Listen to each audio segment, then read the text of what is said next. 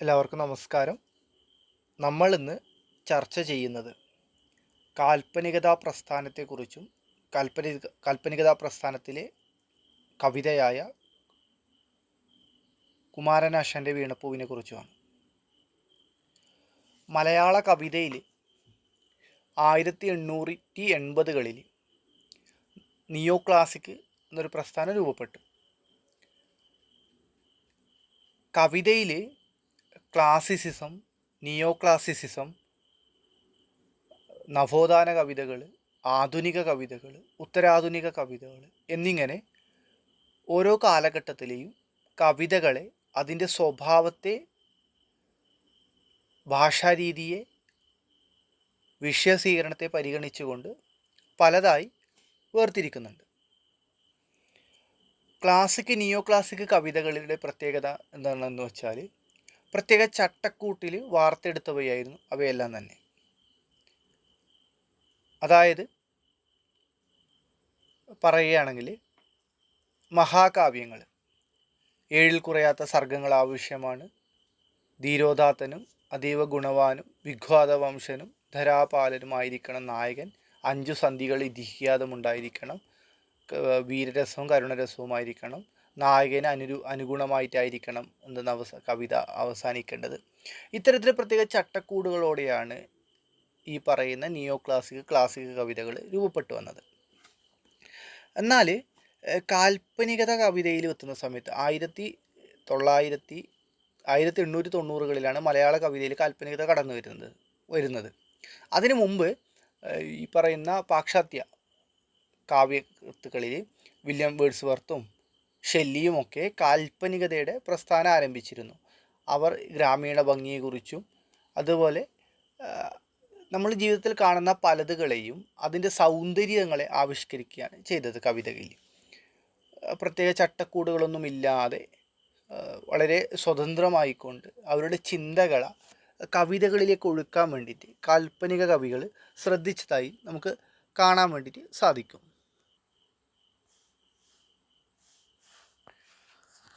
ഇരുപതാം ശതകവും കാൽപ്പനിക യുഗവും ഏതാണ്ട് ഒരുമിച്ചാണ് പുലർന്നതെന്ന് നമുക്ക് കാണാൻ സാധിക്കും. മലയാള കവിതയിൽ കാൽപ്പനികതയുടെ കിരണങ്ങൾ കവിതയിൽ കാന്തി പ്രസരിപ്പിക്കുന്നതിന് മുമ്പ് തന്നെ അതിൻ്റെ ഒരു എത്തിനോട്ടം നോവലിലൂടെ സാധ്യമാക്കിയിരുന്നു. AR രാജരാജവർമ്മയുടെ മലയവിലാസം, കേശവപിള്ളയുടെ ആസന്നഭരണ ചിന്താശതകം, CS സുബ്രഹ്മണ്യം പോറ്റിയുടെ ഒരു വിലാപം, M രാജരാജവർമ്മയുടെ പ്രിയ വിലാപം, അതുപോലെ തന്നെ VC ബാലകൃഷ്ണ പണിക്കരുടെ ഒരു വിലാപം, ആശാൻ്റെ വീണപ്പൂവ് മുതലായവയാണ് കാൽപ്പനികതാ പ്രസ്ഥാനത്തിലെ ആദ്യ കൃതികളെന്ന് പറയാം. ഇവയെല്ലാം ഇതിൽ പലതും ഖണ്ഡകാവ്യങ്ങളായിരുന്നു. മഹാകാവ്യങ്ങളെ നിന്ന് വ്യത്യസ്തമായിക്കൊണ്ട് ഖണ്ഡകാവ്യങ്ങളായിരുന്നു ഇവയെല്ലാം തന്നെ. അപ്പം ഇത്തരം ഖണ്ഡകാവ്യങ്ങൾ അതിൽ ചിലതൊക്കെ ഈ പറയുന്ന ആത്മാലാപന സ്വഭാവമുള്ളതിനാൽ തന്നെ കാൽപ്പനിക ഭാവഗീതങ്ങളുടെ തരളതയും തരംഗീതത്വവും ആർദ്രതയും അതിൽ അലിഞ്ഞു ചേർന്നിരുന്നു എന്നുകൂടി നമുക്ക് കാണാൻ വേണ്ടി സാധിക്കും. പ്രത്യേകിച്ച് വീണപ്പൂ പോലുള്ള കവിതകൾ, വീണ് കിടക്കുന്ന ഒരു പൂവിനെ നോക്കിയിട്ടാണ് ആശാൻ അതിമനോഹരമായൊരു കവിത എഴുതുന്നത്. അപ്പോൾ കുമാരനാശാനെ ദിവ്യഗോകുലം എന്നാണ് ഡോക്ടർ M ലീലാവതി വിശേഷിപ്പിക്കുന്നത്. മണിപ്രവാള സംസ്കാരത്തിൻ്റെ ഒരു ഇരുണ്ട കാലഘട്ടത്തിന് പിറകെ ആധ്യാത്മികതയുടെ സന്ദേശം കൊണ്ടുവന്ന തുഞ്ചത്ത് എഴുത്തച്ഛൻ്റെ അവതാരം പോലെയാണ് വെൺമണി പ്രസ്ഥാനത്തിൻ്റെ തൊട്ടുപിമ്പെ കുമാരകവിയുടെ അല്ലെങ്കിൽ കുമാരനാശാൻ്റെ അവതാരം എന്ന് പറയുന്നത്. അതൊരു ചരിത്രത്തിൻ്റെ ആവർത്തനമാണ്. കാരണം മണിപ്രവാള പ്രസ്ഥാനം എന്ന് പറയുന്നത് മലയാള സാഹിത്യത്തിലെ വളരെ പ്രധാനപ്പെട്ട ഒരു പ്രസ്ഥാനമായിരുന്നു.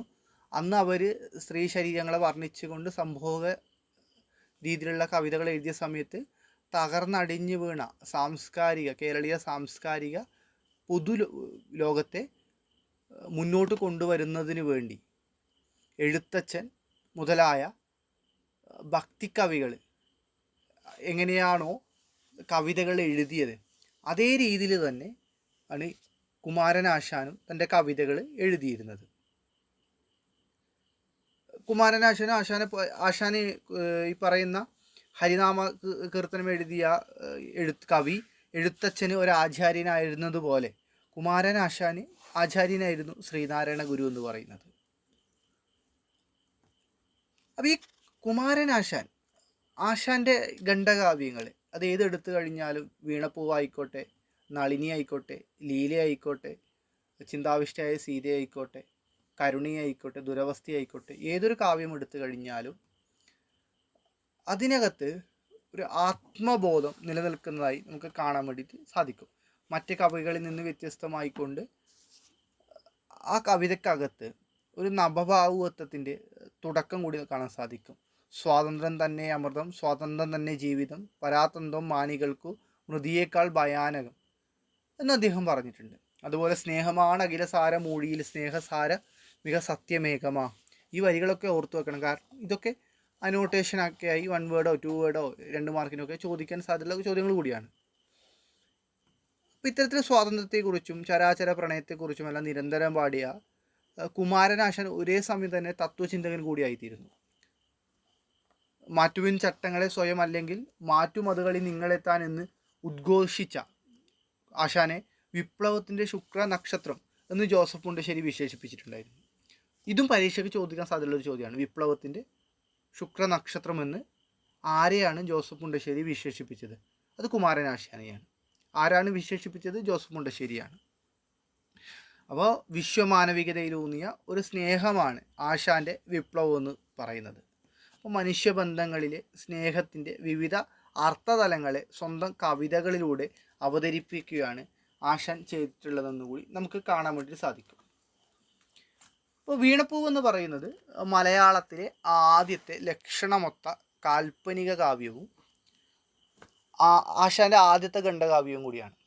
1907 മിതവാദിയിലാണ് ഒരു പ്രതീകാത്മക കവിതയായിട്ട് വീണപ്പൂവ് പ്രസിദ്ധീകരിച്ചത്. ശ്രദ്ധിക്കണം, ഏത് ഗ്രന്ഥത്തിലാണ് ആദ്യമായിട്ട് പ്രസിദ്ധീകരിച്ചത്? മിതവാദിയിലാണ് ആദ്യമായിട്ട് പ്രസിദ്ധീകരിക്കുന്നത്. ഒരു പൂവിനെ പ്രതിരൂപമായി സങ്കല്പിച്ച് മനുഷ്യ ജീവിതത്തിൻ്റെ ആധ്യാത്മികവും ഭൗതികവും ലൗകികവുമായ തലങ്ങളെ കവിതയിൽ ചിത്രീകരിക്കുകയാണ് ചെയ്യുന്നത്. അപ്പോൾ ജീവിതത്തിൻ്റെ നശ്വരതയെയും ശൂന്യതയെയും സ്വപ്നാത്മകതയെയും ഇവയൊക്കെയാണ് ഈ കവിതയിലൂടെ വരച്ച് കാട്ടുന്നതെന്നുകൂടി നമുക്ക് കാണാൻ വേണ്ടിയിട്ട് സാധിക്കും. അപ്പോൾ നമ്മുടെ മനുഷ്യ ജീവിതം എന്ന് പറയുന്നത് ഒരു കിനാവ് പോലെ ക്ഷണികമാണെന്നാണ് വീണപ്പൂവിലൂടെ കുമാരനാശാൻ സമർത്ഥിക്കുന്നത്. നമ്മൾ കഴിഞ്ഞ ക്ലാസ്സിൽ ദൈവദശകം എന്ന കവിത പറയുന്ന സമയത്ത് ഒരു കാര്യം പറഞ്ഞിരുന്നു. ലക്ഷ്മണ സ്വാന്തനം എന്ന് പറയുന്ന എഴുത്തച്ഛൻ്റെ അധ്യാത്മരാമായണം കിളിപ്പാട്ടിലെ ഒരു ഭാഗത്ത് മനുഷ്യൻ്റെ ജീവിതത്തെക്കുറിച്ച് എഴുത്തച്ഛൻ്റെ കാഴ്ചപ്പാടുകളെ കുറിച്ച് പറഞ്ഞിട്ടുണ്ട്. മനുഷ്യ ജീവിതം എത്രത്തോളം നശ്വരമാണെന്ന്, അല്ലേ? മനുഷ്യൻ്റെ ജീവിതം വളരെ നശ്വരമാണ്. ചുട്ടുപഴുത്ത ഒരു ഇരുമ്പിൽ ഒരു തുള്ളി വെള്ളം വീണാൽ എങ്ങനെയായിരിക്കും? ആ വെള്ളം അതിവേഗം വറ്റിപ്പോവും. അതുപോലെയാണ് മനുഷ്യൻ്റെ ജീവിതം എന്ന് പറയുന്നത്. അത്ര ക്ഷണികമാണ് മനുഷ്യ ജീവിതം എന്ന് പറയുന്നത്. മനുഷ്യന്മാർ ചിലപ്പോൾ മരിച്ചു കഴിഞ്ഞാൽ പുഴുക്കൾ ഭക്ഷിക്കാം, അല്ലെങ്കിൽ കത്തി ചാരമായിട്ട് പോവാം, അല്ലെങ്കിൽ വല്ല മൃഗങ്ങളും ഭക്ഷിക്കാം. ഇത്തരത്തിൽ ശരീരത്തിന് നിലനിൽപ്പില്ലാത്ത, അല്ലെങ്കിൽ ഈ പറയുന്ന നമ്മുടെ ലൗകിക ജീവിതം എന്ന് പറയുന്നത് ഒരു സ്വപ്നം പോലെ അതിവേഗത്തിൽ തീരുന്ന ഒന്നായി ആണെന്നുവെന്ന് ഈ വീണപ്പൂവിലൂടെ കുമാരനാശാൻ സമർത്ഥിക്കുന്നുണ്ട്. ചൊല്ലാം വസന്തതിലകം തപജൻ ജഗംഗം എന്ന് പറയുന്ന വസന്തതിലകം വൃത്തത്തിലാണ് ആശാൻ വീണപ്പൂവ് എഴുതിയിട്ടുള്ളത്. ഇതൊരു അർച്ചനാഗീതത്തിൻ്റെ ഘടനയിലുള്ള ഒരു കവിതയാണ്. പിന്നീട് മിതവാദിയിൽ പ്രസിദ്ധീകരിച്ച ഈ കവിത പിന്നീട് ഭാഷാപോഷിണിയിൽ പുനഃപ്രകാശനം ചെയ്തത് മറ്റൊരു പ്രധാനപ്പെട്ട കവിയായ എസ് സുബ്രഹ്മണ്യം പോറ്റിയാണ്. അദ്ദേഹം ആശാൻ്റെ സുഹൃത്തു കൂടിയാണ്. ഒരു പൂവിനെ പ്രതിരൂപമായി സങ്കല്പിച്ച് മനുഷ്യ ജീവിതത്തിൻ്റെ വിവിധ തലങ്ങളെ, ആധ്യാത്മികമായ തലത്തെയും ഭൗതികമായ തലത്തെയും ലൗകികമായ തലത്തെയും ചിത്രീകരിച്ചുകൊണ്ടാണ് ഈ കവിത എഴുതുന്നത്. കവിതാ സാഹിത്യ ചരിത്രത്തിൽ ഡോക്ടർ എം ലീലാവതി വീണപ്പൂവിനെ വിലയിരുത്തുന്നത് ജീവിതത്തിൻ്റെ നശ്വരതയും നിരർത്ഥകതയും ശൂന്യതയും സ്വപ്നാത്മകതയും ഇവയൊക്കെയാണ് വീണപ്പൂവിൻ്റെ വിഷയങ്ങളെന്നാണ്. അപ്പോൾ വളരെ തുച്ഛമായ ദിവസത്തിനുള്ളിൽ അല്ലേ ഒരു പൂവ് എങ്ങനെയാണ്, നമ്മൾ ചിലപ്പോൾ രാവിലെയൊക്കെ എഴുന്നേറ്റ് നോക്കുന്ന സമയത്ത് മുറ്റത്തുള്ള പൂച്ചെടിയിൽ ഒരു പൂവ് ഇങ്ങനെ വിടർന്ന് നിൽക്കുന്നുണ്ടാവാം. നമ്മൾ ചിലരിപ്പോൾ അതിനെ പറിച്ച് പൂജയ്ക്ക് എടുക്കുകയോ അല്ലെങ്കിൽ തലയിൽ ചൂടുകയോ അല്ലെങ്കിൽ ആർക്കെങ്കിലും നമ്മൾ പ്രണയാതുരമായി നൽകുകയോ ചെയ്തേക്കാം.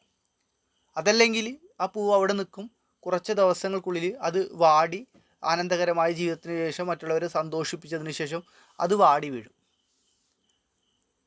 ഇത്തരത്തിൽ വാടി വീണ്, അതായത് മരണപ്പെട്ടു പോയ ഒരു പൂവിനെ നോക്കി ആശാൻ തൻ്റെ ദുഃഖം പ്രകടിപ്പിക്കുന്നതാണ് ഈ കവിതയിൽ കാണുന്നുള്ളത്.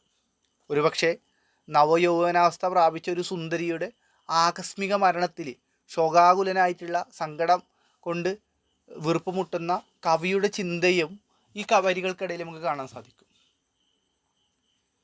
കാളിദാസൻ്റെ കാലം തൊട്ട് തന്നെ വൃക്ഷലതാദികളിലും അതുപോലെ മേഘങ്ങളിലും മറ്റ് പ്രതിഭാസങ്ങളിലും മനുഷ്യപ്രകൃതി ആരോപിച്ചു കൊണ്ടുള്ള രചനകൾ കാണാൻ സാധിക്കും. നിങ്ങൾ കേട്ടിട്ടുണ്ടാവും കാളിദാസൻ്റെ മേഘസന്ദേശം. യക്ഷൻ്റെ സന്ദേശം മേഘത്തിൻ്റെ കൈവശമാണ് ആര് കൊടുത്തുവിടുന്നത്, കാളിദാസൻ കൊടുത്തുവിടുന്നുള്ളത്. മേഘത്തിന് മനുഷ്യരൂപം കൽപ്പിച്ച് മനുഷ്യപ്രകൃതി കൽപ്പിച്ച് ആ മേഘത്തിൻ്റെ കൈവശമാണ് കൊടുത്തുവിടുന്നത്. അപ്പോൾ പോകുന്ന വഴിക്കുള്ള കാഴ്ചകളെക്കുറിച്ചൊക്കെ അതിനകത്ത് പറയുന്നുണ്ട്. അതേപോലെ തന്നെ ഇവിടെ ഐഹിക ജീവിതം കിനാവ് പോലെ ക്ഷണികമാണെന്ന് ഒരു വീണ് കിടക്കുന്ന ഒരു പൂവിലൂടെ കവി സമർത്ഥിച്ചിരിക്കുന്നത് കാണാൻ വേണ്ടി സാധിക്കും. മലയാള കാവ്യാന്തരീക്ഷത്തിൽ ഒരു പുതിയ ഉണർവുണ്ടാക്കിയ ഒരു കാൽപ്പനിക കവിതയാണ് വീണപ്പൂവ് എന്ന് പറയുന്നത്.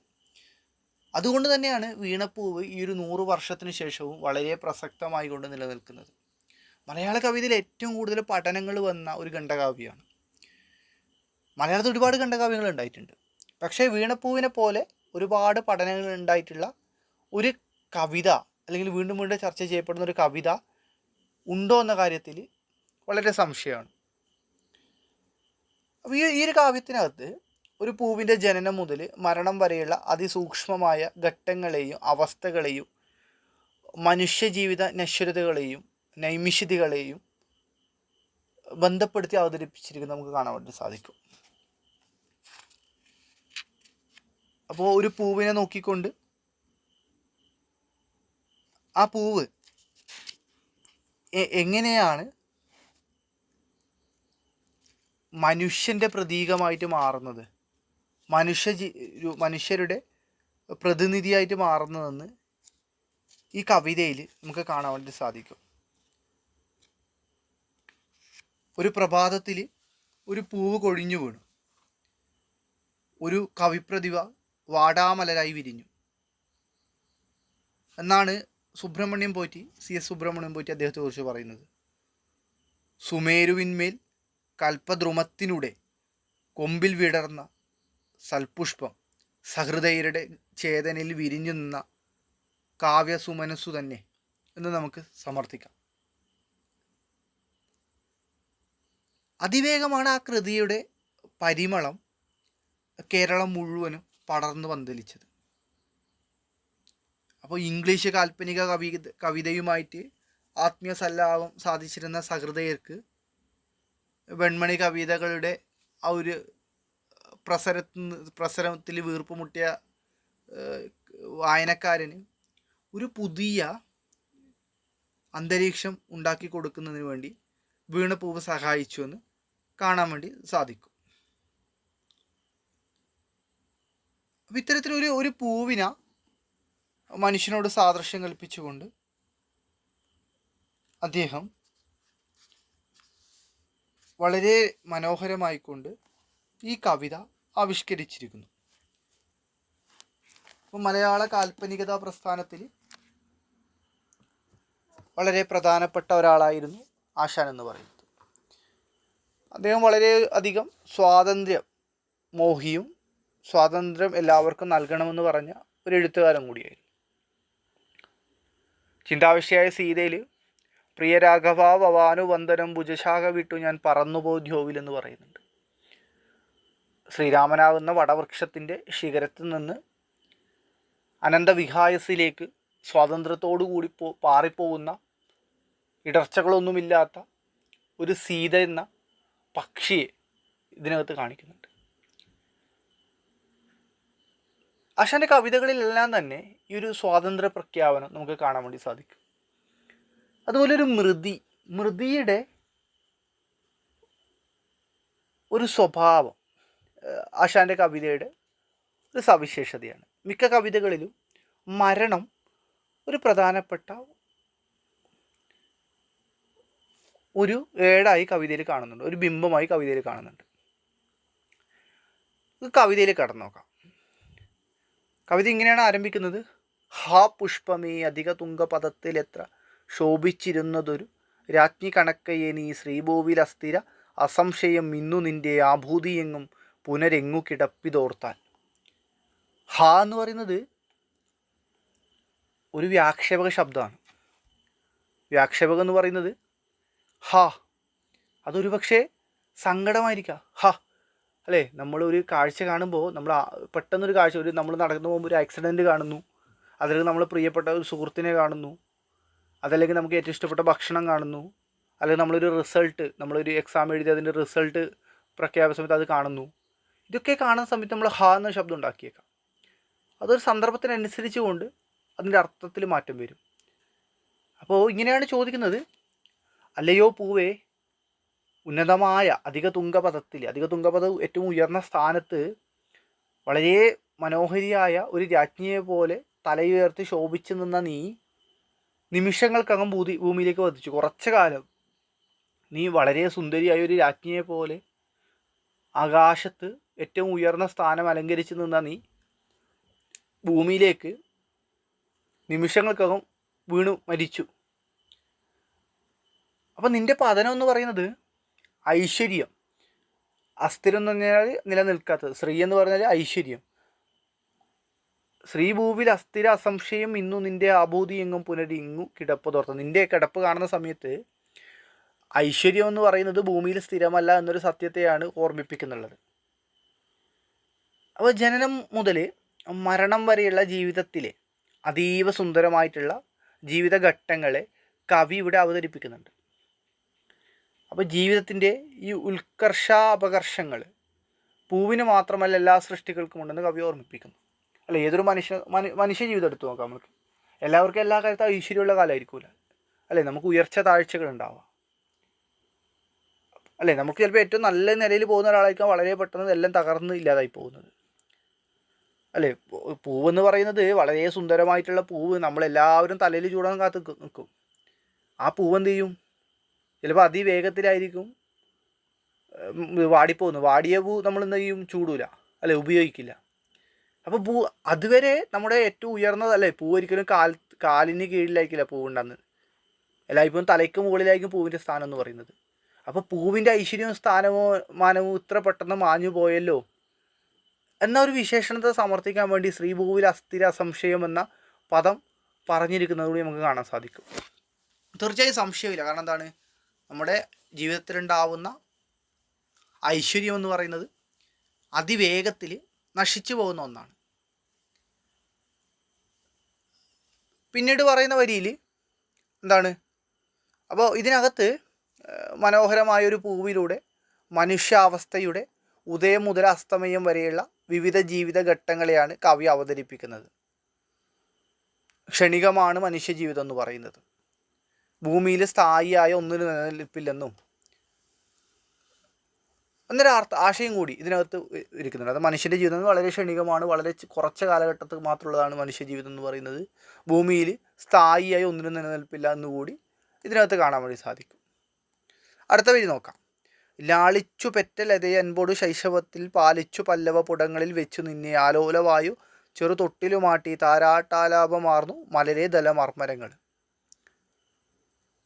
ശൈശവത്തിൽ നീ വളരെ കുഞ്ഞായിരിക്കുന്ന സമയത്ത് നിൻ്റെ പെറ്റമ്മയായ ലത എന്ന് പറഞ്ഞ വള്ളികൾ, അതായത് പൂവിൻ്റെ വള്ളികൾ നിന്നെ സ്നേഹത്തോട് കൂടിയിട്ട് നിൻ്റെ പുടങ്ങളിൽ മടക്കുകളിൽ, അതായത് അമ്മ അല്ലേ, നമ്മുടെ അമ്മ കുഞ്ഞുങ്ങളെ തൻ്റെ കൈമടക്കുകളിൽ കിടത്തിയിട്ടായിരിക്കും ആലോല വായു, അതായത് താരാട്ടുന്നത്. അതേപോലെ തന്നെ നിൻ്റെ അമ്മയാവുന്ന വള്ളികൾ പല്ലവ പുടങ്ങൾ എന്ന് പറയുന്നത് തളിരിലകളുടെ മടക്കുകളിൽ നിന്നെ സ്നേഹത്തോടു കൂടി വച്ച് പരിപാലിച്ചു. കൂടാതെ ആലോലമായ ഇളങ്കാറ്റ് നിനക്ക് തൊട്ടിലാട്ടിയെന്ന് കൂടി കാണാൻ സാധിക്കും.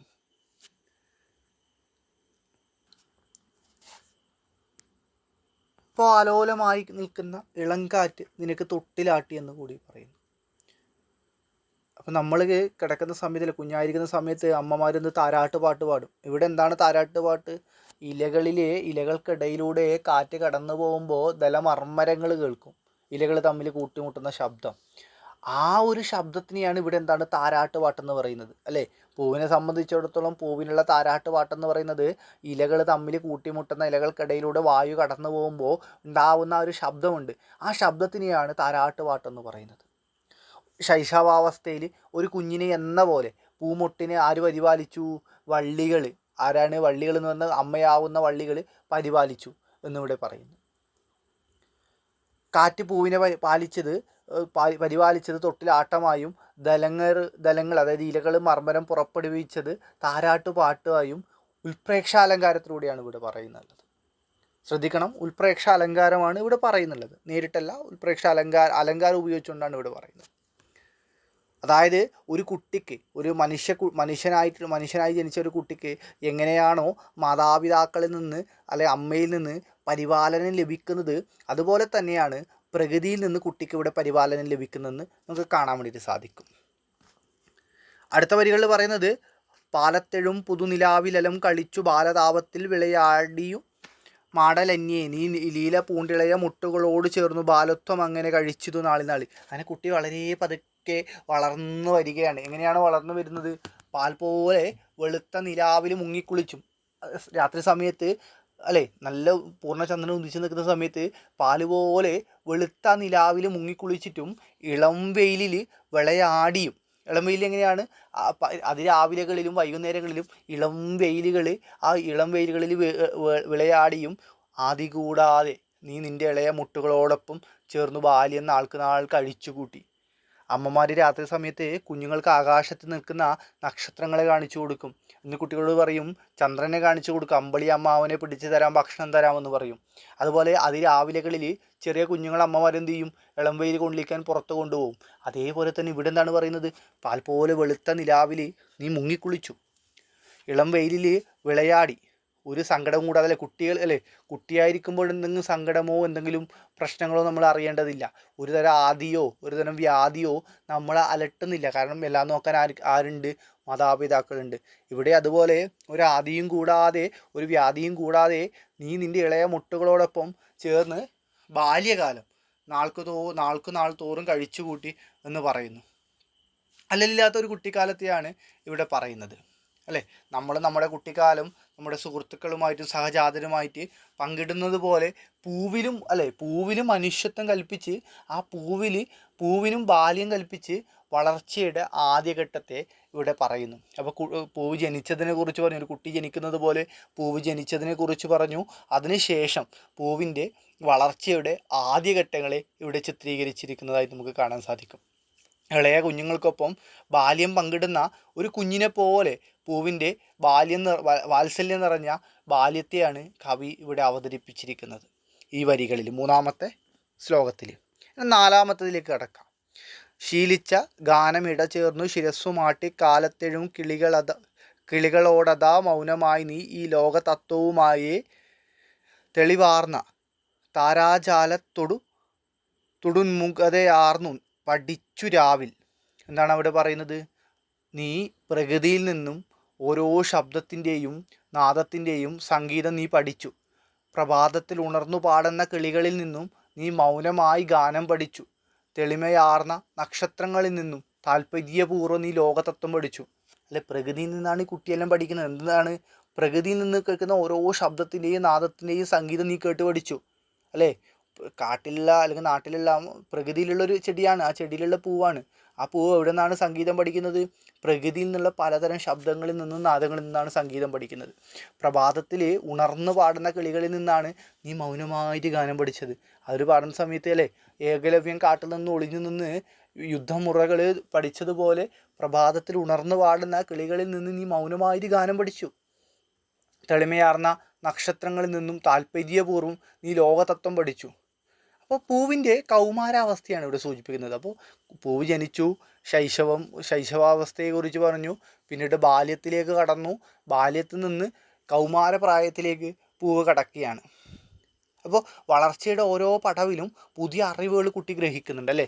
ഏതൊരു കുഞ്ഞും അറിവുകൾ ഓരോ കാലഘട്ടത്തിൽ, അതായത് ഒരു 5 വയസ്സ് വരെയുള്ള കുട്ടി ഗ്രഹിക്കുന്ന അറിവ് വീണ്ടും ഒരു 10 വയസ്സാകുമ്പോൾ വീണ്ടും പുതിയ അറിവുകൾ പഠിക്കും, 15 വീണ്ടും അറിവുകൾ പഠിക്കും അല്ലേ. വളരും തോറും നമ്മളിങ്ങനെ അറിവുകൾ പഠിക്കും. അതേപോലെ തന്നെ വിശ്വപ്രകൃതിയുടെ സഞ്ചാരങ്ങളിൽ നിന്നും ലോകതത്വങ്ങളിൽ നിന്നും പുതിയ അറിവുകൾ ആര് നേടുന്നു? ഈ പൂവും കുട്ടിയും നേടുന്നതായിട്ട് പറയുന്നു, അല്ലെങ്കിൽ പഠിക്കുന്നതായിട്ട് ഇവിടെ പറയുന്നു. അപ്പോൾ അനുഭവങ്ങളിൽ നിന്നുള്ള പുതിയ പാഠങ്ങളെയാണ് ഈ വരികളിൽ പറയുന്നതെന്ന് കാണാൻ സാധിക്കും. അപ്പോൾ ഈ വണ്ണം അൻപോട് വളർന്നതാ നിന്റെ അംഗം ആവിഷ്കരിച്ചു ചില ഭംഗികൾ മോഹനങ്ങൾ ഭാവം പകർന്നു വദനം കവിൾ കാന്തിയാർന്നു പൂവേ അതിലും പുതിയ പുഞ്ചിരി സഞ്ചരിച്ചു. അങ്ങനെ പൂവ് വളരെ എന്തിലേക്കെത്തി? യൗവനത്തിലേക്കെത്തി. അപ്പോൾ പൂവിനെ ഇവിടെ ഒരു പെൺകുട്ടിയായിട്ടാണ് പറയുന്നത്. ശ്രദ്ധിക്കണം, ഒരു ആൺകുട്ടിയായിട്ടല്ല, ഒരു പെൺകുട്ടിയായിട്ടാണ് പറയുന്നത്. ഇങ്ങനെ വളർന്നു വന്ന നിൻ്റെ ശരീരം എന്ന് പറയുന്നത് ആരെയും മോഹിപ്പിക്കുന്ന ഭംഗികൾ ആവിഷ്കരിച്ചു. നിൻ്റെ ശരീരം കവിള് കാന്തിയോടെ ശോഭിച്ചു. നിൻ്റെ കവിളുകൾ, തുടുത്ത കവിളുകൾ തിളങ്ങാൻ തുടങ്ങി, ശോഭിച്ചു ആളുകളിലേക്ക്. പുഞ്ചിരിയുടെ മനോഹാരിത കവിളുകൾക്ക് നവ ശോഭ പകർന്നതായിട്ടും ഇവിടെ പറയുന്നു. ഇവിടെ പൂവിൻ്റെ യൗവനത്തെ അവതരിപ്പിക്കുകയാണ്. ആരെയും മോഹിപ്പിക്കുന്ന സൗന്ദര്യ തികവോടെ പൂവ് യൗവനാവസ്ഥയിലേക്ക് എത്തിയതായിട്ടാണ് കവി ഇവിടെ അവതരിപ്പിച്ചിരിക്കുന്നത്. അപ്പോൾ സ്വാഭാവികമായിട്ട് പൂവ് എവിടേക്ക് എത്തി? യൗവനാവസ്ഥയിലേക്ക് എത്തിയതായിട്ട് നമുക്ക് ഇവിടെ കാണാൻ സാധിക്കും. 6ാമത്തെ ശ്ലോകത്തിലേക്ക് കടക്കുകയാണെങ്കിൽ, ആരോമലഴക് ശുദ്ധി മൃദുത്വം ആഭാസാരള്യമെന്നെ സുകുമാര ഗുണത്തിനെല്ലാം പാരിങ്കലേതുപമ ആ മൃദുമയിൽ നവ്യ താരുണ്യമേന്തിയൊരു നില കാണണം താൻ. എന്താണ്? അഴകും ശുദ്ധിയും, ആഭ എന്ന് പറയുന്ന എന്താണ്? ശോഭയാണ്. ആഭ എന്ന് പറയുന്ന ശോഭയാണ്. അഴകും ശുദ്ധിയും ഭംഗിയും സാരള്യവും, സാരള്യം എന്ന സരളത എന്നർത്ഥം, സാരള്യം എന്ന പദത്തിൽ, അല്ലെങ്കിൽ ഭംഗി എന്നാണ് സാരള്യത എന്ന വാക്കിനർത്ഥം. അപ്പോൾ അഴകും ശുദ്ധിയും ഭംഗിയും സാരള്യതയും മൃദുത്വവും ഉൾപ്പെട്ട സുകുമാര ഗുണങ്ങൾക്ക് ഉപമേയമായിട്ട് പൂവിനെ സ്വീകരിക്കാറുണ്ട് അല്ലേ. പൂവെന്ന് പറയുന്നത് സുകുമാര ഗുണങ്ങളുടെ പ്രതിനിധിയായിട്ടാണ് പൂവിനെ ഉപയോഗിക്കുന്നത് അല്ലെ. നമ്മൾ പറയാറില്ല, പൂ പോലെ മൃദുലമായ ശരീരത്തോടു കൂടിയ ആൾ, അല്ലെങ്കിൽ പൂവിനെ പോലെ അഴകുള്ള ആൾ എന്നൊക്കെ നമ്മൾ പറയാറില്ലേ.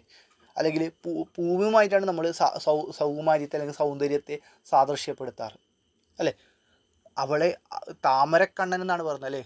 താമരപ്പൂവിൻ്റെ ഇതളുകൾ പോലെ കണ്ണുകളുള്ളവരാരാണ്? ശ്രീകൃഷ്ണൻ എന്ന് പറയുമ്പോൾ അല്ലെ, താമരപ്പൂവുകൾ പോലുള്ള കണ്ണുകൾ, അല്ലെങ്കിൽ അഞ്ജനം എഴുതിയ കണ്ണുകൾ എന്നൊക്കെ പറയുന്നു. അപ്പം പലപ്പോഴും നമ്മുടെ സൗന്ദര്യത്തിൻ്റെ പ്രതീകമായിക്കൊണ്ട് ഉപമിക്കുന്നതൊന്ന് പൂവിനെ വെച്ചുകൊണ്ടാണ്. അപ്പോൾ ഭൂമിയിൽ മറ്റെന്തിനെ ഉപമിച്ചാലും പൂവിനെ കൊണ്ട് ഉപമിക്കുന്ന പോലെ ആവില്ല. അത്രത്തോളം സൗന്ദര്യമുള്ള ഒന്ന് ഭൂമിയിൽ വേറെ ഇല്ല. പൂവിൻ്റെ കുമാര്യതയെ ഉപമിക്കാൻ ഭൂമിയിൽ വേറെയൊന്നും തന്നെ ഇല്ലെന്നാണ് കവി ആശ്ചര്യപ്പെടുന്നത്. നിന്റെ നില, അല്ലെങ്കിൽ പൂവിനോട് പറയാണ്, നിന്നെ മറ്റൊന്നുമായിട്ട് ഉപമിക്കാൻ പറ്റില്ല. കാരണം ബാക്കി എല്ലാത്തിനെയും നിന്നെ വെച്ചുകൊണ്ടാണ് ഉപമിക്കുന്നത്. അപ്പോൾ നിന്നെ ഏത് വെച്ചുകൊണ്ടാണ് ഉപമിക്കേണ്ടതെന്ന് ഇവിടെ പറയുന്നുണ്ട്. അടുത്ത വരികളിൽ പറയുന്നത് എങ്ങനെയാണ്? വൈരാഗ്യമേറിയൊരു വൈദികനാട്ടെ ഏറ്റ വൈരിക്കു മുൻപേ ഉഴറിയോടിയ വീരുവാട്ടെ നേരെ വിടർന്നു വിലസിയിടിനാ നിന്നെ നോക്കി ആരകയിലെന്തു മിഴിയുള്ളവർ നിന്നിരിക്കാം. ഈ വരി ഒന്ന് പ്രത്യേകം ശ്രദ്ധിക്കണം. ചിലപ്പോൾ പരീക്ഷയ്ക്ക് ചോദിക്കാൻ സാധ്യതയുള്ള വരിയാണ്, അനോട്ടേഷൻ ചോദിക്കാൻ സാധ്യതയുള്ള വരിയാണ്. വൈരാഗിയാരാണ്?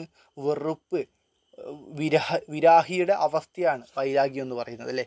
വൈരാഗിയായ ഒരു വൈദികനാവട്ടെ, അല്ലെങ്കിൽ ശത്രുവിനെ ഭയന്നൊളിക്കുന്ന ഒരു ഭീരുവാകട്ടെ, മാദക സൗന്ദര്യം മന്ദഹാസം പൊരിഞ്ഞു നിൽക്കുന്ന നിന്നെ നോക്കി കണ്ണുള്ള ആരും തിരിഞ്ഞു പോകും. അതായത് ഉള്ളിൽ വെറുപ്പ് വെച്ച് എല്ലാത്തിനെയും നശിപ്പിക്കാൻ പോകുന്ന ഒരു വൈദികനാവട്ടെ. സാധാരണ ഒരു വൈദികനാരാണ്? എല്ലാവരെയും സഹായിക്കുന്ന, എല്ലാവർക്കും നല്ലത് വരണമെന്ന് പറയുന്ന, എല്ലാവർക്കും വേണ്ടി നല്ലത് ചെയ്യാൻ പ്രവർത്തിക്കുന്ന ഒരാളായിരിക്കും.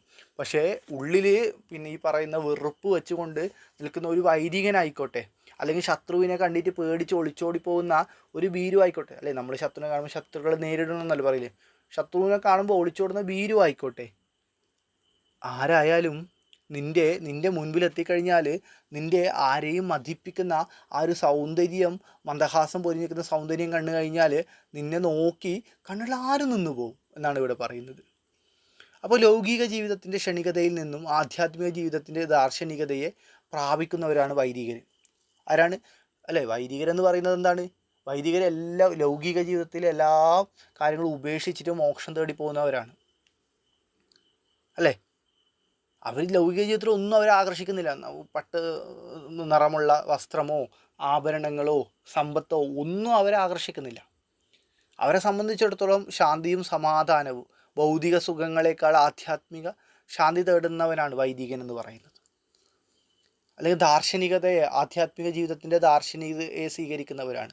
അവരെ സംബന്ധിച്ചിടത്തോളം പൂവെന്ന് പറയുന്നതും നിലത്ത് കിടക്കുന്ന ഒരു ചളി പുരണ്ട ഒരു പ്രാണി ആയിക്കഴിഞ്ഞാൽ ഒരുപോലെയാണ് അവർക്ക് കീറിപ്പറഞ്ഞ ഒരു മുണ്ടും അതിസുന്ദരമായ സ്വർണ്ണ നൂല് കൊണ്ട് നെയ്തെടുത്ത പട്ടുവസ്ത്രവും അവർക്ക് ഒരുപോലെയാണ്. അവർക്കതിലൊന്നും എന്തില്ല, താല്പര്യമില്ല. ആ മനോഭാവത്തിലുള്ള ഒരു വൈദികനായിക്കോട്ടെ, ശത്രുവിനെ ഭയന്നോടുന്ന ഒരു വീരു ആയിക്കോട്ടെ, അവരുടെ മനസ്സിന് ആനന്ദം നൽകുന്ന നിർമ്മമമായ സൗന്ദര്യ ദർശനം ആരിലുണ്ട്? പൂവിലുണ്ട്. അല്ലെ, എല്ലാം ഉപേക്ഷിച്ചിട്ട് പോയ, അല്ലേ, ജീവിതത്തിലുള്ള ലൗകിക ജീവിതത്തിലുള്ള എല്ലാ സുഖഭോഗങ്ങളും ഉപേക്ഷിച്ചിട്ട് പോയിട്ടുള്ള ഒരു മുനിയാണ് പണ്ട് ഗംഗാനദിയിൽ വെച്ച് ഒരു മത്സ്യ കന്യകയെ പ്രാപിച്ചത്. അല്ലെ, നിങ്ങൾ മഹാഭാരതത്തിൽ ആ കഥ കേൾക്കും. അല്ലേ, ജീവിതത്തിൻ്റെ സുഖദുഃഖങ്ങളെല്ലാം ഉപേക്ഷിച്ച് പോയ ഒരു മഹാമുനിയാണ് ആരെ? മത്സ്യ കന്യകയെ പ്രാപിക്കുന്നത്. അതായത് ഒരു സ്ത്രീയെ പ്രാപിക്കാൻ വേണ്ടിയിട്ട് പോകുന്നത് മഹാഭാരതത്തിൽ പറയുന്നു. അപ്പോൾ ഇവിടെ ഇത്തരത്തിൽ പോകുന്ന ആ ഒരു സന്യാസിയുടെ മനസ്സിനെ പോലും പിടിച്ചു കുലുക്കാൻ തക്കവണ്ണം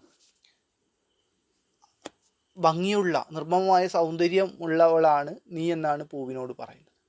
അല്ല, നമ്മൾ പലതരത്തിലുള്ള അസ്വസ്ഥതകളിലൂടെ മുന്നോട്ട് പോകുന്നവരാണ് എല്ലാവരും.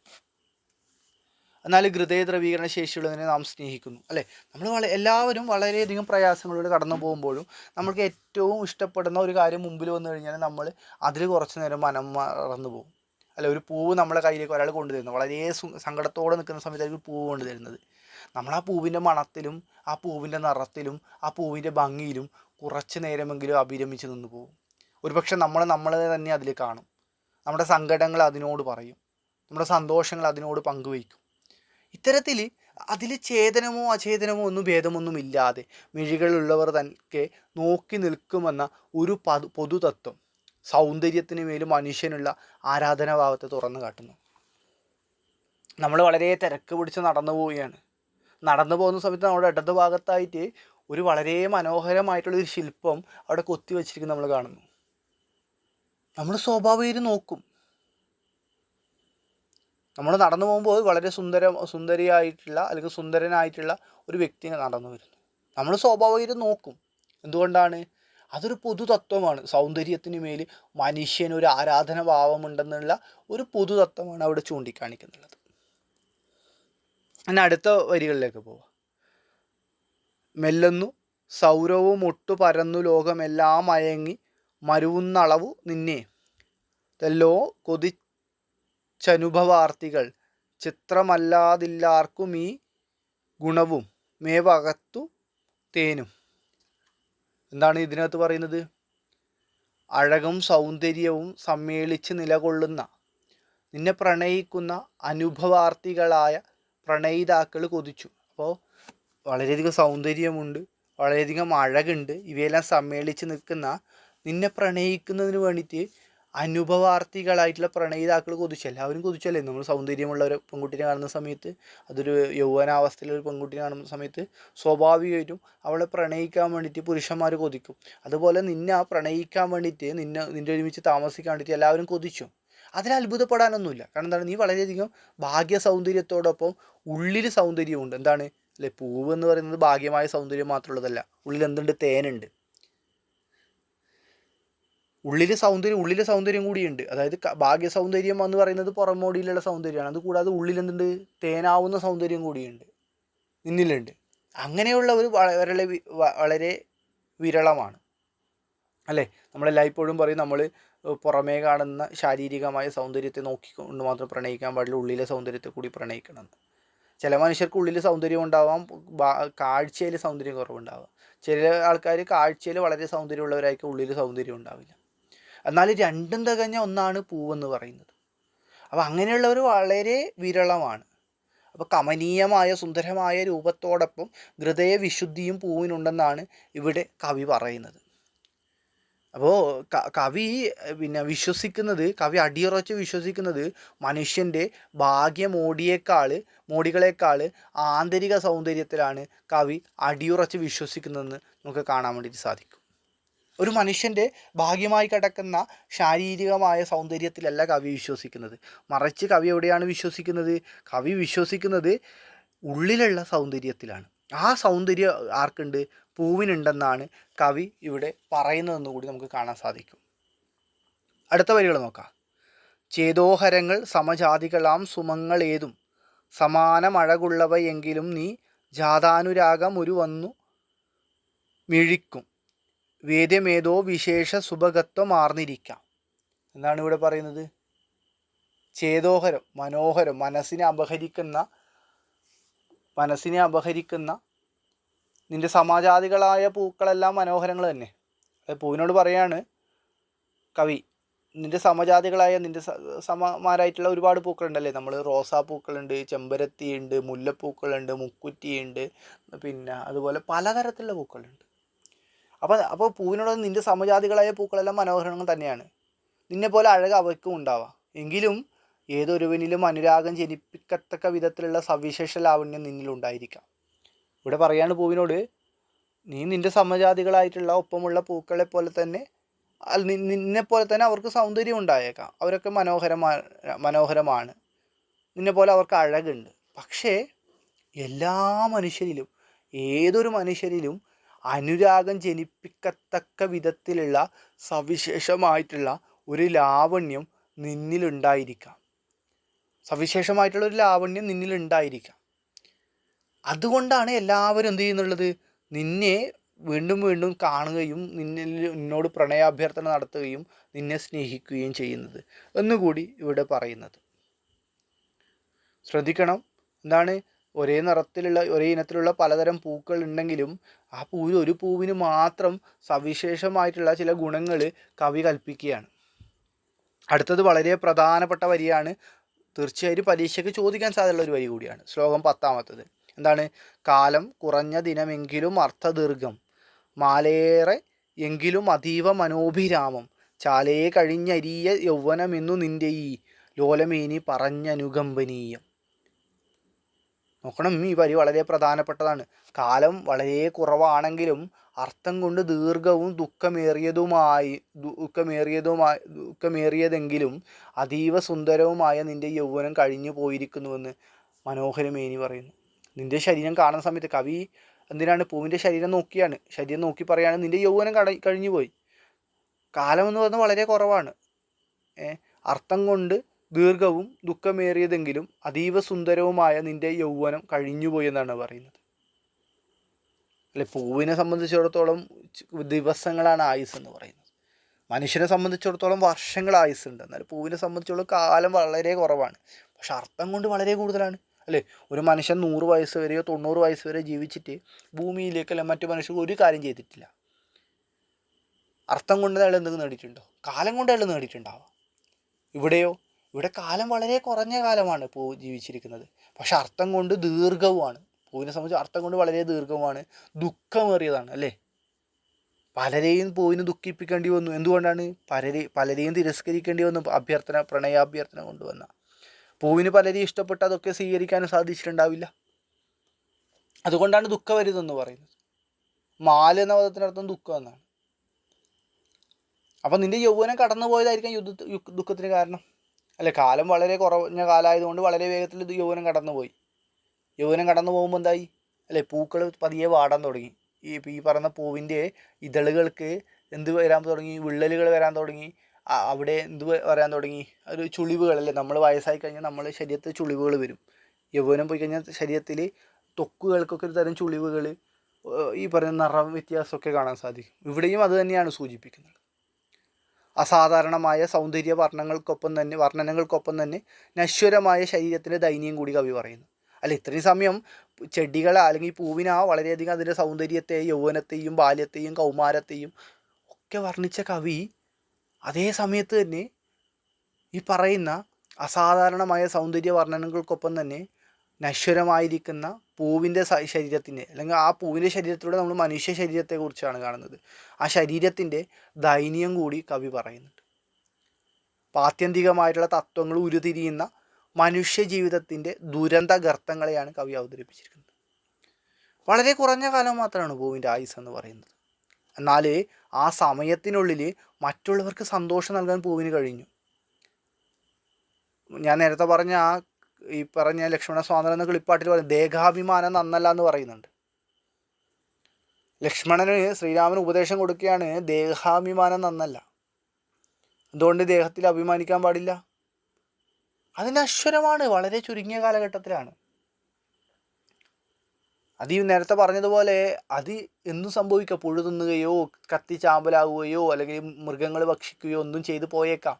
അപ്പോൾ ആ ദേഹത്തിൽ നമ്മൾ അഭിമാനിക്കുന്നത് നന്നല്ല. ഇനി രാജാവായിക്കോട്ടെ, പാമരനായിക്കോട്ടെ, അല്ലെ കർഷകനായിക്കോട്ടെ, വില്ലാളി വീരനായിക്കോട്ടെ, ആരുമായിക്കോട്ടെ, മരണപ്പെട്ട് കഴിഞ്ഞാൽ ആ ശരീരം ഒരുപോലെയാണ്. അതുകൊണ്ട് ആ ശരീരത്തിൽ നമ്മൾ അഹങ്കരിക്കാൻ പാടില്ല. എനിക്ക് വളരെയധികം മസിലുകളുണ്ട്, ഞാൻ വളരെ ഉയരം കൂടിയവനാണ്, ഞാൻ വളരെ കരുത്തനാണ്, അല്ലെ എൻ്റെ ശരീരം വളരെ പവർഫുള്ളാണ് എന്നൊക്കെ നമ്മൾ പറഞ്ഞിട്ട് അതിൽ അഭിമാനിച്ചിട്ട് കാര്യമില്ല. കാരണം വളരെ മെലിഞ്ഞിരിക്കുന്ന ശരീരം ശോഷിച്ചു പോയിരിക്കുന്ന ഒരു വ്യക്തിയും വളരെ ശക്തമായ ശരീരത്തോടു കൂടിയ മറ്റൊരു വ്യക്തിയും മരണപ്പെട്ടു കഴിഞ്ഞാൽ ഒരുപോലെയാണ്. ആ ശരീരത്തിന് ഒരേ അവസ്ഥയാണ് കടന്നു വരുന്നത്. അപ്പോൾ ആ ഒരു കാര്യം കൂടിയാണ് ഇവിടെ സൂചിപ്പിക്കുന്നുള്ളത്. 11ാമത്തെ വരികൾ ശ്ലോകം നോക്കുമ്പോൾ എന്താണ് 11ാമത്തെ ശ്ലോകം? അന്നൊപ്പമാണ് അഴകു കണ്ടു വരിച്ചിടും നീയെന്നോർത്തു ചിത്രശലഭങ്ങൾ അണഞ്ഞിരിക്കാം എന്നല്ല ദൂരം അതിൽ നിന്നനുരാഗമോതി വന്നെന്നുമാ വിരുദ്ധനൊരു ബൃഹരാജൻ. ബൃഹരാജൻ എന്ന് പറയുന്ന ആരാണ്? ബൃഹരാജൻ ആരാണ്? വണ്ടാണല്ലേ ഭൃംഗരാജൻ എന്ന് പറയുന്നത്. എന്താണ് ഇവിടെ പറയുന്നത്? ശ്രേഷ്ഠനായ വണ്ടിനെയാണ് ഭൃംഗരാജൻ എന്ന് പറയുന്നത്. പൂവിനോളം സൗന്ദര്യം ആർക്കുള്ള? ചിത്രശലഭങ്ങൾക്കുള്ളത് കൊണ്ട് അഴകൊപ്പമുള്ള ശലഭത്തെ പൂവ് വരിക്കുമെന്നാണ് കവി കരുതിയത്. കവി വിചാരിച്ചത് പൂവിനോടല്ലേ, നമ്മൾ സൗന്ദര്യത്തെക്കുറിച്ച് പറയുമ്പോൾ നമ്മൾ ചിത്രശലഭങ്ങളുടെ സൗന്ദര്യം വളരെ പ്രധാനപ്പെട്ടതാണ്, നമ്മൾ എടുത്തു പറയും ചിത്രശലഭങ്ങളുടെ സൗന്ദര്യത്തെക്കുറിച്ച്. പൂവിനൊപ്പം തന്നെ സൗന്ദര്യം ആർക്കുണ്ട്? ചിത്രശലഭങ്ങൾക്കുണ്ട്. അപ്പോൾ പൂവിനോളം തന്നെ സൗന്ദര്യം ചിത്രശലഭങ്ങൾക്കുള്ളത് കൊണ്ട് തന്നെ കവി വിചാരിച്ചു എന്താണ്? പൂവ് ആരെ കല്യാണം കഴിക്കും? ചിത്രശലഭങ്ങളെ കല്യാണം കഴിക്കും എന്നാണ് കവി വിചാരിച്ചത്. ഭാഗ്യമോടിയിൽ ആകർഷനായിട്ട് ചിത്രശലഭത്തെ കല്യാണം കഴിക്കുമെന്നാണ് കവി വിചാരിച്ചത്.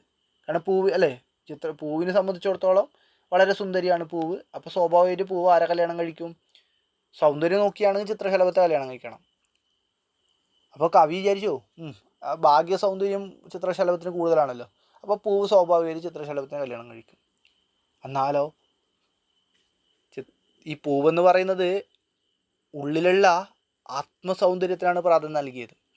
ശ്രേഷ്ഠനായിട്ടുള്ള ഒരു വണ്ട്, വളരെ കറുത്ത നിറമുള്ള ഇരുണ്ട ഒരു വണ്ട്, പക്ഷെ അത് വളരെ ശ്രേഷ്ഠനായ ഒരു വണ്ട് വിരുദ്ധനായിട്ട് വന്ന് തൻ്റെ അനുരാഗം പൂവിനോട് നേരിട്ട് പറഞ്ഞിട്ടുണ്ടാകണം. കവി വിചാരിക്കുകയാണ്. ചിന്തിക്കണം, വീണ് കിടക്കുന്ന ഒരു പൂവിനെ കണ്ടുകൊണ്ടാണ് കവി ഇതൊക്കെ ചിന്തിക്കുന്നത്. അവിടെയാണ് കവിത്വം എന്ന് പറയുന്നത്, പ്രതിഭ എന്ന് പറയുന്നത്. നമ്മൾ എത്രയോ പൂക്കൾ വീണ് കിടക്കുന്ന കാണുന്നുണ്ട്, ദിവസവും എത്രയോ പൂക്കൾ വീണ് കിടക്കുന്നുണ്ട്. നമുക്ക് ഇത്തരം ചിന്ത തോന്നുന്നുണ്ടോ? ഇല്ല. അവിടെയാണ് ആശാന് ഒരു മഹാകവിയാകുന്നത് എന്ന് പറയുന്നത്. അപ്പോൾ കവി പറയാണ്, ഒരുപക്ഷെ പൂവ് തന്നോടൊപ്പം സുന്ദരമുള്ള ഭാഗ്യ സൗന്ദര്യമുള്ള ചിത്രശലഭത്തെ കല്യാണം കഴിച്ചേക്കാം, പ്രണയിച്ചേക്കാം. അതല്ലെങ്കിൽ വളരെ വിരുദ്ധനായിട്ടുള്ള ഒരു വണ്ട്, വളരെ ശ്രേഷ്ഠനായിട്ടുള്ള വണ്ട് ഒരു വിരുദ്ധനായിട്ട് വന്ന് തൻ്റെ അനുരാഗം പൂവിനോട് നേരിട്ട് പറഞ്ഞിട്ടുണ്ടാകണം. പൂവ് നേരത്തെ ഒരു ശ്ലോകത്തിൽ സൂചിപ്പിച്ചെന്താണ്? പൂവിന് സൗന്ദര്യം അകത്തും പുറത്തും ഉണ്ട് സൗന്ദര്യം എന്ന് പറഞ്ഞു. പുറത്ത് സൗന്ദര്യവും അകത്ത് തേനുമുള്ള പൂവിന് ആന്തരിക ഗുണങ്ങളുള്ള ആൾക്ക് നേർക്ക് ആദരവുണ്ടാവും, സ്വാഭാവികമാണല്ലോ. ഉള്ളിൽ നന്മയുള്ള ഒരു വ്യക്തിക്കായിരിക്കും ഉള്ളിൽ നന്മയുള്ള മറ്റൊരു വ്യക്തിയെ തിരിച്ചറിയാനാവുന്നത്. അപ്പോൾ ഉള്ളിൽ നന്മയുള്ള ഒരു വ്യക്തി സ്വാഭാവികം തിരഞ്ഞെടുക്കുന്നത് ഉള്ളിൽ നന്മയുള്ള ആൾക്കാരെ ആയിരിക്കും, അതല്ലാണ്ട് പുറം മോടിയിൽ സൗന്ദര്യമുള്ള ഒരാളെ ആയിരിക്കില്ല തിരഞ്ഞെടുക്കുന്നത്.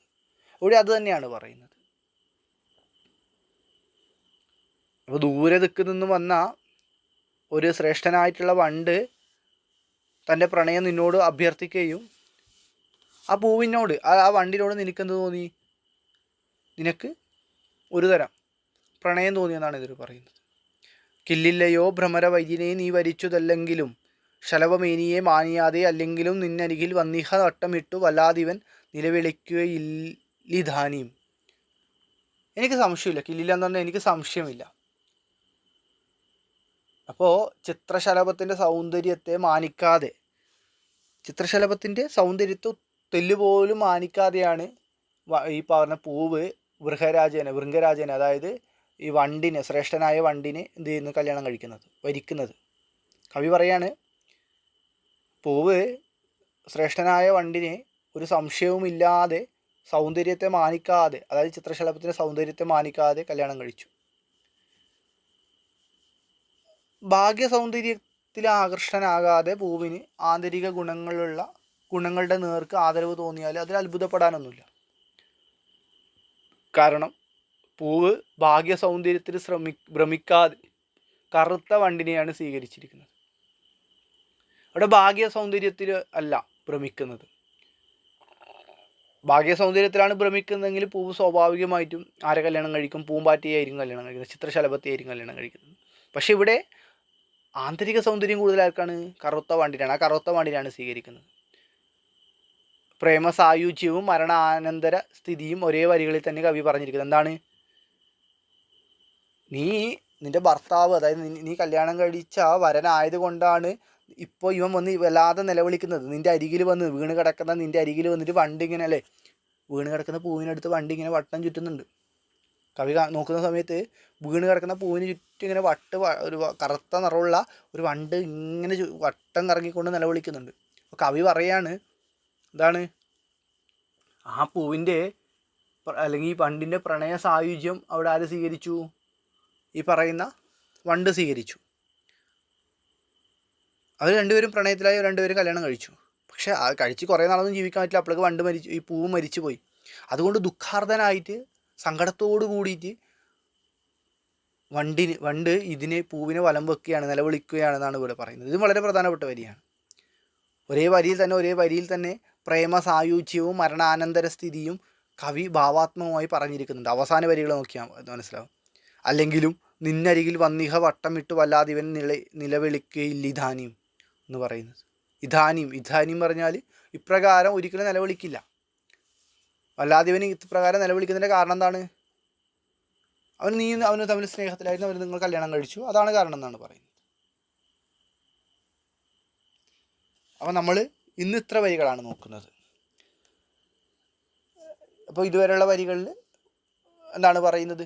ഒരു പൂവിൻ്റെ ജനനത്തെക്കുറിച്ചും ആ പൂവിൻ്റെ ശൈശവകാലത്തെക്കുറിച്ചും പൂവിൻ്റെ കൗമാരകാലത്തെക്കുറിച്ചും യൗവനാവസ്ഥയെക്കുറിച്ചും യൗവനത്തിൽ പൂവിൽ വന്ന മാറ്റങ്ങളെക്കുറിച്ചും അതെങ്ങനെയാണ് ജീവിച്ചിരുന്നതെന്നതിനെക്കുറിച്ചും ആ പൂവ് എങ്ങനെയാണ് സൗന്ദര്യം ആർജിക്കുന്നതിനെക്കുറിച്ചും ആ പൂവ് തൻ്റെ പ്രതിശ്രുത വരനെ എങ്ങനെയാണ് തിരഞ്ഞെടുക്കുന്നതെന്നതിനെക്കുറിച്ചും പൂവിൻ്റെ മരണത്തെ കൂടി സൂചിപ്പിച്ചുകൊണ്ടാണ് ഇതുവരെയുള്ള വരികൾ അവസാനിക്കുന്നത്.